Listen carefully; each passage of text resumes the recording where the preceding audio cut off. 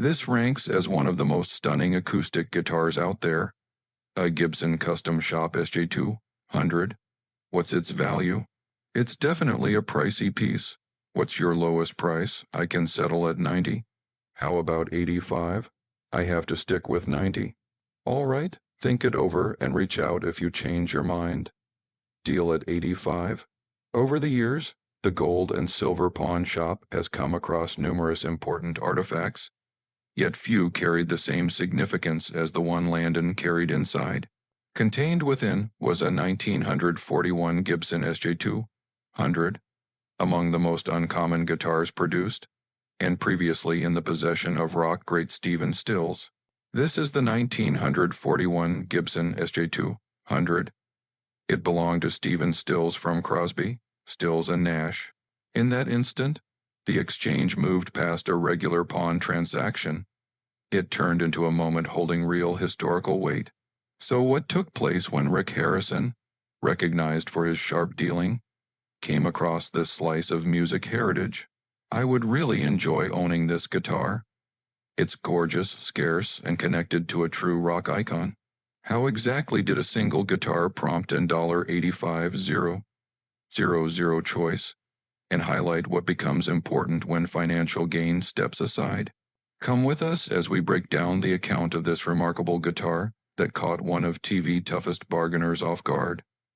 The Gibson treasure that history nearly passed by. To see why this encounter struck Rick so strongly, we first need to recognize the true meaning behind the 1941 Gibson SJ200. The J200 stands out as a superior instrument in every way. Gibson launched the SJ200 back in 1938 under the name Jumbo, and it clearly served as their finest creation up to that point. It marked the absolute height of guitar building excellence, striking in appearance and unmatched in quality. Then World War II began. In 1941, the United States joined after Japan's surprise assault on Pearl Harbor, Hawaii, on December 7th, striking the naval base just before 8 a.m. Priorities in manufacturing shifted completely. Gibson, along with other American businesses, redirected operations to support the war. They halted production of the SJ200. Collectors faced a harsh reality. The model existed only from 1938 until the war stopped it. That limited output to a very small quantity, likely just a few dozen or even fewer. When expert Jesse Amoroso examined the guitar Landon presented at the shop, his reaction hit instantly and deeply. It's the 1941 SJ200, their ultimate high-end model. They brought it out in 1938, then the war came and production ended. He cradled it gently, treating it with extreme care. In the vintage guitar community, the 1941 Gibson SJ200 represents the dream item. Every serious collector hunts for the one that slips away, the elusive prize in every old attic or estate search. And now, one had arrived at the gold and silver pawn shop in Las Vegas.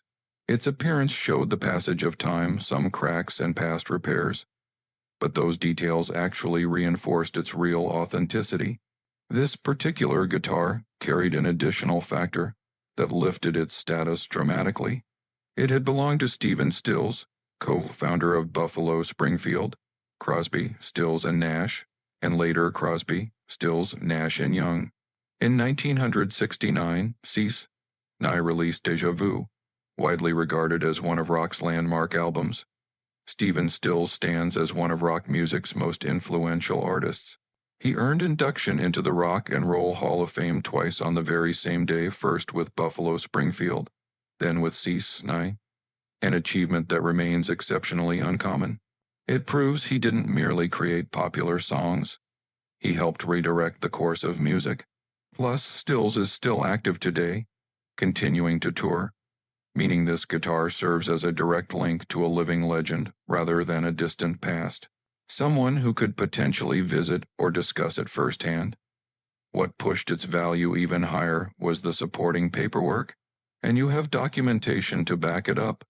Yes, here's the bill of sale. It verifies the transfer of a Gibson J200 guitar in 1940. Landon didn't arrive with just the instrument, he brought a signed bill of sale from Stephen Stills personally, providing clear proof of ownership and use by one of rock's top talents. Rick recognized the importance without hesitation. He saw more than a guitar. He saw a genuine piece of American musical legacy. Rick now confronted a real challenge, a 1941 Gibson SJ200 once owned by Stephen Stills, the artist who played a key role in shaping rock's sound. But what price did it truly carry? And would he agree to whatever figure came with such an extraordinary item? Jesse Amoroso handled the guitar with the respect due to a historical treasure, running his fingers across the wood, inspecting connections, strumming a few chords, and absorbing the deep tone from an instrument over 80 years old. His final evaluation came straight, ignoring the Stills ownership entirely as a vintage guitar alone. This 1941 Gibson SJ200 held a value of $75,000 to $90,000. That's already a huge sum for one instrument. The proven link to Stephen Stills boosted it by another $20,000 to $30,000. So overall, estimates placed it between $95,000 and $120,000. An object crafted from wood, strings, and metal, yet capable of creating timeless sound. Rick absorbed those numbers. This wasn't a typical pawn scenario with someone in financial distress selling a keepsake. Landon qualified as a knowledgeable collector who fully understood the guitar's worth and aimed for a fair market price. $110,000, fitting squarely within the expert range. Then an unexpected shift occurred. Rick, whose career rests on skillful negotiation, hesitated. He reviewed the documents again, the bill of sale typed on an envelope from Criteria Recording Studios, examined the wood state, any fixes, and overall genuineness. He followed his usual careful process, yet beneath it all, he felt torn. One part stayed the calculated businessman, another recalled the passion that drew him to unique items as a young man, the understanding that certain objects hold worth beyond cash. The builder of a business empire who had endured personal hardships along the way. The backhand forth began. Landon stayed firm on $110,000. Rick opened with a lower figure, standard practice, but the offers rose steadily. $90,000, then $95,000, until he landed at $85,000. Landon agreed right away, and later shared that $85,000 actually topped his lowest acceptable amount. Rick completed the purchase of the Stephen Stills Gibson SJ200 for $85,000. He probably could have flipped it for more, but resale wasn't the real motivation. In that moment of holding the guitar and grasping its full story and importance, he stepped beyond pure business and reconnected with something more personal. This guitar purchase stands out in Pawn Stars history, but far from the only major one. What other notable items have made their way to Rick's shop? Pawn Stars frequently involves careful, low offers, but occasionally an object arrives that changes everything, leading Rick to view it through the lens of history rather than quick profit, making six-figure deals feel justified. From valuable metals to rare vehicles and music icons, these acquisitions demonstrate that true worth often goes well beyond the listed price. One smart transaction started with solid parental guidance. Years before, a father advised his son to invest in something solid. He followed through, putting savings into more than 200 pounds of silver. Over time, silver values rose sharply. When the seller arrived, he came prepared to cash out. Rick verified purity through thorough tests, then acquired the entire amount for $111,000. Another featured classic elegance, a 1932 Lincoln Roadster V12 convertible, a standout example of pre-war American design with impressive power for its era. Rick and the team agreed on $95,000 in cash. In a memorable twist, the seller immediately reinvested the money in gold, stating it as the strongest option available. A 1961 Gibson SG tied to Mary Ford Les Paul's musical partner in numerous chart-topping hits and groundbreaking recordings, sold for $90,000 after intense discussion, marking Rick's biggest guitar acquisition at that point. Further highlights included a rare 1922 high-relief silver $1 in a poker game, purchased for $80,000 following expert assessment. A powerful custom 1932 Ford Roadster with low mileage and modern upgrades went for $68,250.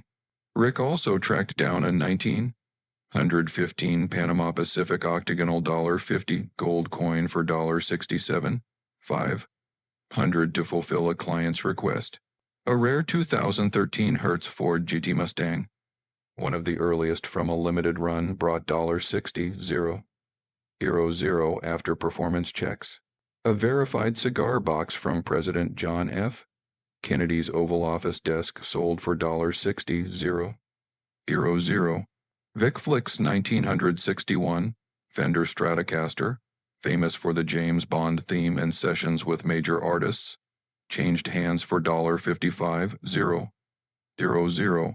These examples show the incredible variety, from automobiles to historic artifacts to legendary instruments. Of course, not every decision paid off. Several taught tough lessons. Early encounters with cubic zirconia cost Rick significantly before the family learned reliable detection methods. Corey fell for multiple fake Rolex watches in his early shifts, losing about $4,000. Even Vic Flick's Strat later sold at auction for less than paid, showing fame alone doesn't guarantee value. A 1964 Austin Healey Sprite required expensive repairs after overlooked mechanical issues. Fake signatures on items like a Joe Jackson book or fantasy strongboxes led to losses. Some authenticated pieces still failed to hold value on resale. These cases underline that even experts face risks and occasional setbacks. Now, after more than 2 decades on air, Pawn Stars reaches a turning point. The long-running History Channel series built its popularity on a straightforward approach. Unique visitors bringing unusual items to the famous gold and silver pawn shop, followed by evaluations, expert input, and family interactions.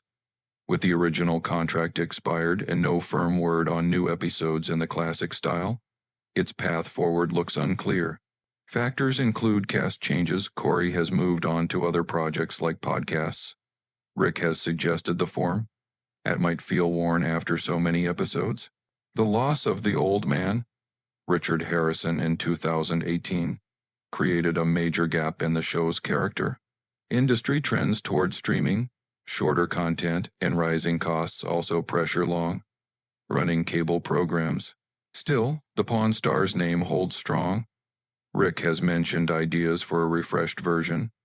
Related content like podcasts keeps the interest alive. While the traditional series may pause, its status as a lasting reality TV hit remains solid.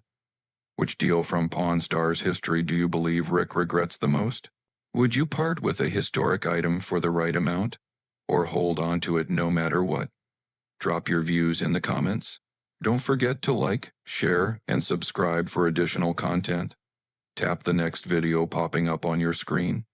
You're going to enjoy it.